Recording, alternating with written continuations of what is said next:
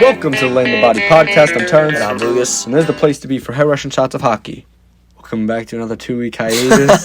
For us, it was another 2-week hiatus. We had playoffs started. Issues. Yeah, we had some issues uploading our pod. We made a podcast 2 weeks ago. Yeah, we should just say 2 weeks from now on. But besides the point on that, we just uploaded that now because we had apparently some difficulty with that, and we've been very busy. Now that we're in the playoffs, we're going to run through a few straight. I promise that. So let's just get started. First game of the playoffs, and to be honest, it was a really good one. Caps, Bruins, Tarantino run through this one. Yes. So pretty interesting game right here. Starting off the scoring was the man that made the legend. Favorite, Tom Wilson. We didn't even get to talk about that. I don't think we need to even justify it. Everyone knows that he got another. Tom Wilson got that first goal. Pretty good goal, actually. He's a good player when he decides to be. Yeah, when he decides to play the puck. But moving on with the rest of the game, Jake Burakovsky equalizes. And from there, a pretty physical game, I would say, overall. Mm-hmm. Yes. I think everyone kind of see how that series is going to go. Nick Dowd scored the game-winning goal on a tip-in. In OT for the Capitals to win 3-2 and to take a 1-0 series lead. First overtime game, but certainly not the last. Yes. Moving on. The next day, Sunday, May 16th. He's risen. He's actually done something. Kyle Palmieri, the trade deadline acquisition for the Islanders, 2 goals in a 4-3 overtime win and game winner over the Penguins. You want to really just explain? I mean, we watched this together. Messes on both sides. Sorokin bailed out the Islanders a little bit. The Islanders played awful first 2 periods. That's what I'm saying. Third period played very well. And the overtime played pretty well. Yeah, so should be an interesting game tonight. Look, should be a very interesting game tonight. As Palmieri scored 2 in the game winner, Pajot with 1, Brock Nelson with 1, Crosby with a great tip-in goal. Another I hate one-handed you. Tip, yeah. Kapanen, a good one off the post. And Gaudreau, another hub. Mm-hmm. But it's going to be an interesting series. That one went to OT. This one went to OT. Yeah, and I want to get into this one. So, Golden Knights at home lose. Barn burner, baby. 1-0. Barn burner, ladies and gentlemen. Yeah, 1-0. Overtime, Wild take it on the road. That's huge. Wild, we didn't get to talk about it before, so we didn't post anything, but Wild are one of my dark horses to make a lot of noise. I personally don't think they're going to make it out of both Vegas and Colorado, but I think that they're going to beat Vegas in this series. That's one of my bold predictions. Really, just Joel Eriksson with the overtime winner. Yeah, that wasn't anything pretty. That was just sloshed around in front. Fleury played amazing. Cam Talbot played amazing. Just like tough hockey all around. And that's how it's going to be. This series is going to be a very low scoring series. Moving on, Battle of Florida. Mm-hmm. And goddamn, that was amazing. This series, I can't wait. Favorite playoff game. One of my outside of the Islanders, mm-hmm. favorite playoff game. Kucherov's back. So is Stamkos is back. And boy, did they make an impact. Kucherov with 2 goals, 2 on the power play. This team is amazing. And it ended up to where Coleman scored at the beginning of the game. Sam Bennett got suspended for a hit on Coleman. Which is tonight's game. That was suspended. That was from behind. Hit. He charged all the way. Barkov, Verhaeghe, Huberdeau had an amazing game. I think we can, though, say both goaltenders looking very off color. Yes. I mean, they had their moments, don't get me wrong. Yeah, they had great moments, but 9 goals for 2 of the better goalies in the league. Come on. Yeah. But Tampa, we thought this game was going to OT. And Braden Point breakaway with a minute remaining. Yes. And sure enough, back of the net. 5-4 Lightning. It's going to be a very fun series to watch, though. Game 2 tonight. Next one. Calgary Flames versus Vancouver Canucks. Everyone knows that for some reason the NHL is letting them play the last 3 games. It's a pity party. It's a Make-A-Wish Foundation. I don't know what to tell you. Get that out of there. Yes, I can. I can say whatever I want. That's just the truth. And ironically enough, though, Flames were up 5-1 in this game. It was 5-1 Flames. Canucks stormed back 5-5 late. But Flames pull it out in overtime. Yes. Moving on, Monday May 17th. The second game of the series. This was yesterday. Bruins and Capitals. Another one. Went to OT. Again. 4-3 this time. And, another rat. 4-3 win as Brad Marchand scored with 39 seconds in. 1 second before the famous Bobby Orr goal. Yeah, and I got to be honest, I saw that goal on highlights. Capitals kind of just fell apart in their own zone. It was a snapshot from the corner. It reminded me of Alan Quine. Oh no, not Alan Quine. No. You know exactly what goal I'm talking about. That was on the power play though. Pretty similar though. No, but I was thinking about the Tavares one on Washington. Fair enough. That was very quick into the period. Very quick, yeah, not like settled. from the corner. Agreed. Tied 1-1, heading back to Boston. Just right into the Capitals. I mean, DeBrusk coming out very good. He in the season he was very, very sporadic, not very good. He was put on the fourth line this year. He was not that clearly good. Got the message. He's got now he's 2 goals. Bergeron, Taylor Hall, the trade deadline acquisition with that tie late. TJ Oshie with a nice little tip on the power play for his goal. Gardner Hathaway got 2. Some good depth scoring for the Caps, which you need. But again, it's not the Caps game. Yeah, Boston takes it. Headed back to Boston, 1-1. Next one, first game of the series. Boy, is this stadium the Hurricanes electric. And the Predators. It was so great to see a full stadium again. Yeah, I was so happy. You know what? Someday the Islanders will have that. Yes. Maybe this year, if they make it that far, and they end up playing one of them. But you know what? Hurricanes dominated this game. The Predators did come out pretty strong. Predators got the first goal early. Philip Forsberg, great. Yes. 1-1. Hurricanes but Teravainen scored back and forth. Almost 2-2. A minute later. Yes. 2-2. And then third period, over. Hurricanes just took it, and Preds fell apart. 3 goals. One of them beat an empty net. I'm scared of that. I think the Hurricanes are amazing. I think the Preds just won't. They don't have a chance against this team, especially with this type of home ice advantage that they got. They're having the same thing though. Yeah, but we'll see. We'll see what happens. It's a long series, but tough look for the Preds. Game 1. Game 1 out. And then out of all the games, this was the most dominant game I've seen. And I think we're going to see a very entertaining game too tomorrow on Wednesday night. This was the most dominant performance I've seen from a playoff team so far out of all the games. The most dominant performance. That was by the Colorado Avalanche with a 4-1 victory against the St. Louis Blues. It was so bad that Jordan Binnington proceeded to try and fight Grubauer and the rest of the Colorado team at the end of the game. But here's the thing. You can't blame him, This team is so good. Oh, I know. It's so good. It's like not even funny how good this team is. This team... The big boys coming out to play, though. McCarr, McKinnon with 2, and Landeskog. Yeah, just like... Nothing you can do about that. They're so good. I envy this team and how they... Just to think... 4 years ago. 4 years ago, right? 4? Yeah, 4. 2017. 4 years ago, they had a record low 48 points. And that, ladies and gentlemen, was a 82 game season. They almost split it. There was no words. I don't even. They didn't have 20 wins. I don't even think they had 20 wins. I think they said a lot of OT losses. Yeah, let me see this. But they were bad. They were bad. I remember it was 48 points. But, yeah. Nothing else to really say there. Colorado is, again, one of the fan favorites to win the Stanley Cup this year. Okay, so let's see. They had 22 wins, 56 losses, 4 overtime losses for 48 points. Negative 112 goal differential. Negative 112 goal differential in 2016. No wonder Matt Duchene wanted out. In 2016-17. So that was like 5 years ago then, or 4 or 5. Call it 4 between or 5. The two. But... let's look at this team, and now let's look at I think this is just very interesting, just to look at their roster. They, at this time... I don't even think, their roster wasn't even that bad. If you really... Let's look at their roster. So they were just an old roster. And at this time, this team was not that good. And do you remember who the goalie was? Their goalie was Semyon Varlamov. Yeah. Semyon Varlamov. But let's see this. So they still had the good guys. Landeskog, they had, at this time they still had Duchene. Duchene was underperforming. Look, so you have Barry. Tyson Barry was a decent defenseman back there. At the time, not good defensively, just an offensive guy. Not that bad, not that good either. They had a lot of depth guys, not really some big guys. Matt Duchene had a very disappointing campaign with only 41 points in 82 games at his standard at the time. Was not very good. They would ask way more of him, and this was the year before he got dealt. And now you're switching it, and you're looking around.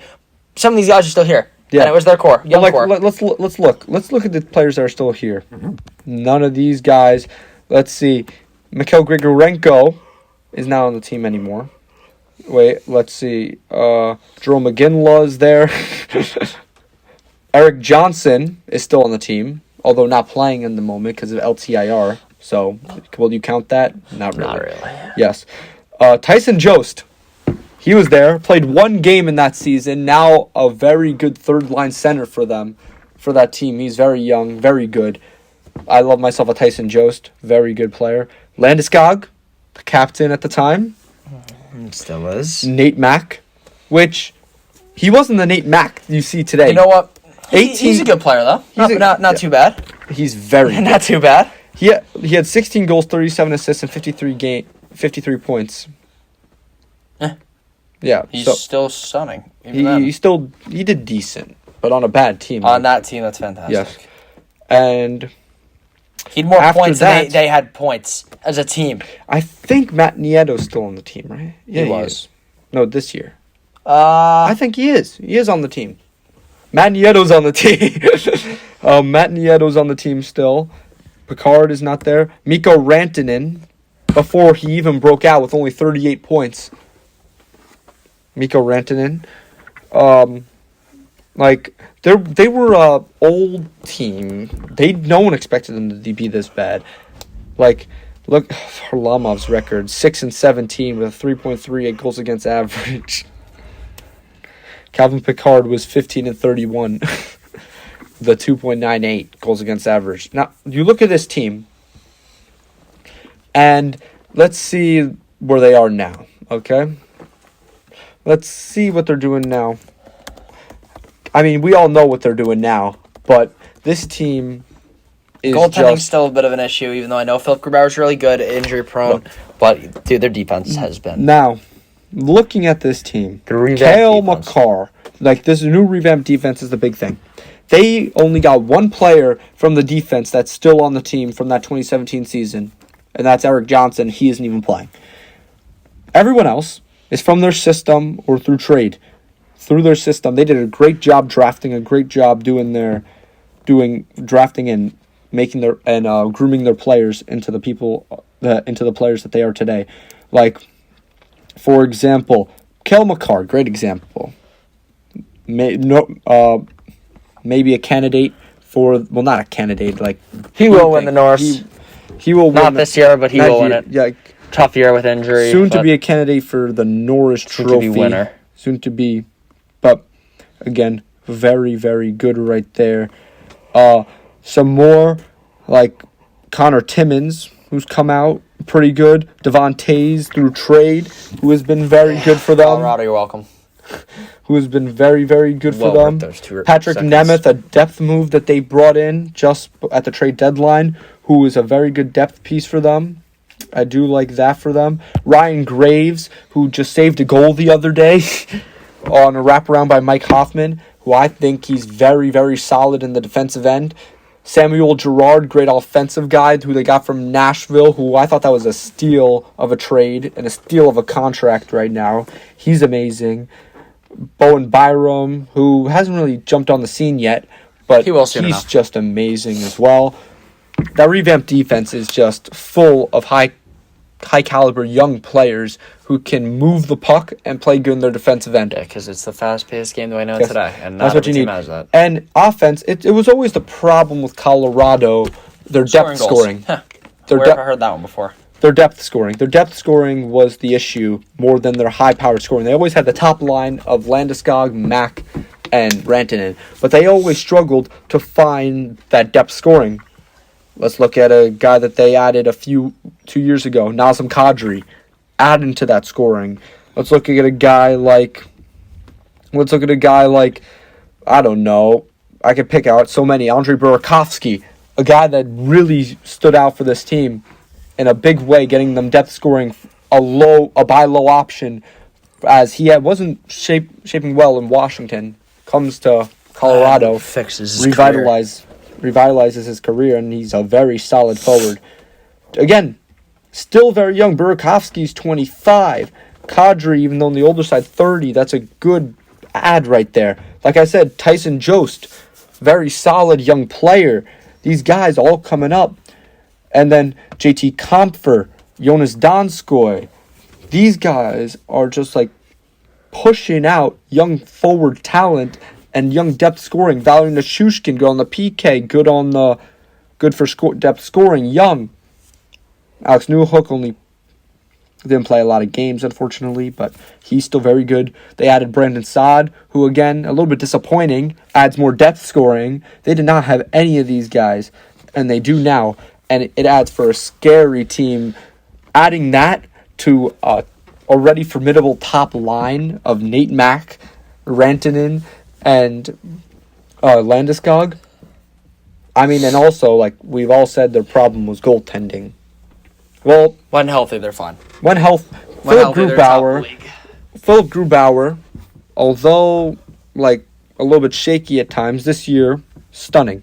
39-1 with a 1.95 goals against average and a .922 save percentage.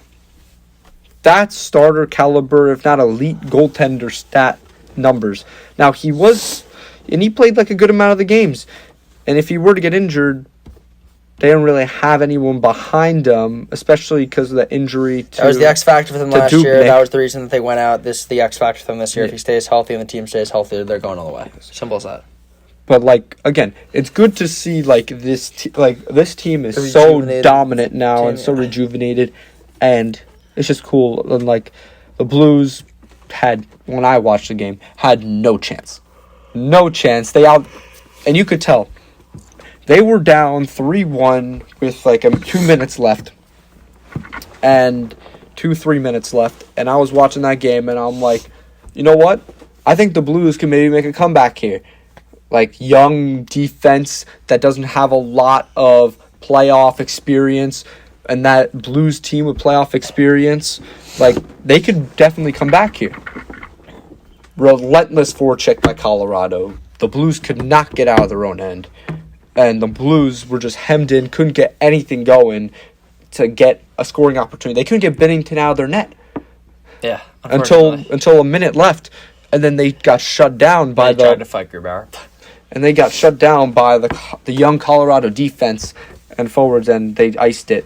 And at the end of the day, the team is scary good, and I wouldn't want to verse them. Yeah, that's our little tangent on the Colorado Avalanche on how they came to fame. But, yeah, I'm excited to see how that series We'll give you a little bit of taste for today's games. Yeah, we'll give them a little bit of taste. So far, the Canucks are beating the Flames. We're not talking about non-playoff hockey. Get that crap out of here. We got 3 games on tonight's slate. Going Game 2, Isles, Penguins. Let me just hear who takes it. Give me a score. I said this before.